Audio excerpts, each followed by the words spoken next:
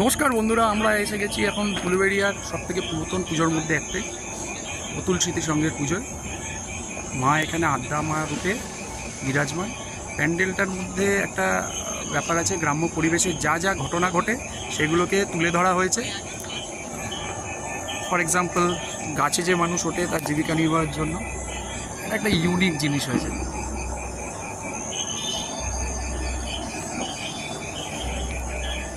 গোয়াল ঘর, গরু বাঁধা আছে, এদিকে জেলে, প্রত্যেকটা জীবনকে ছুঁয়ে যাওয়ার মতো এই প্যান্ডেলটা।